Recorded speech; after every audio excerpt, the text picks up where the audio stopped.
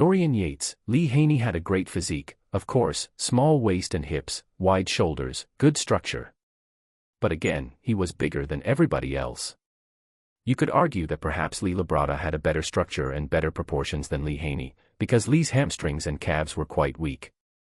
Lee Labrada didn't really have any weak points, but he just got crushed with Lee Haney being a bigger man. So, it's bodybuilding, so to a degree, it is about muscle size.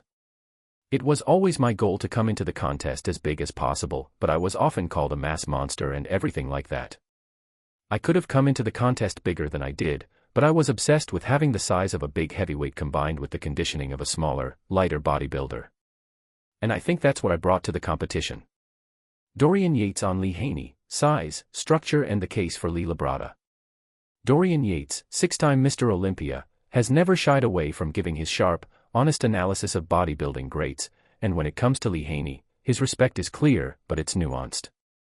Haney's strengths, according to Yates. Yates praises Haney's physique on several fronts. He highlights Haney's small waist and hips, and his very wide shoulders, noting that Haney had an almost ideal V-taper, a classic sign of structural excellence. Yates also admits that Haney was bigger than everybody else, meaning that his sheer mass worked to his advantage. But Yates doesn't just credit Haney for size, he acknowledges that his structural frame, bone structure, proportions, was very solid. The Labrada comparison. This is where Yates' commentary gets interesting. He argues that Lee Labrada may have had better proportions and structure than Haney. According to Yates, Labrada didn't have glaring weak points, whereas Haney, despite his size, had weak hamstrings and calves. Yates seems to suggest that if bodybuilding were only about proportion and symmetry, Labrada could have been rated even more highly, but the difference in mass made a big impact in Haney's favor. The blunt conclusion, he just got crushed with Lee Haney being a bigger man. Yates' own philosophy, mass plus conditioning. To contextualize Yates' commentary, it helps to understand his own approach to bodybuilding. He admits that being called a mass monster wasn't just for show, he did value size.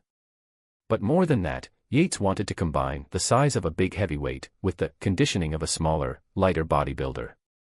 In his mind, this fusion created a more complete athlete, not just big, but shredded, detailed, and structurally harmonious. Why this debate matters. Legacy and judgment. Yates' analysis shines a light on how different eras of bodybuilding valued different things. Haney dominated with structure and mass, Labrada impressed with proportion, and Yates himself merged size with elite conditioning.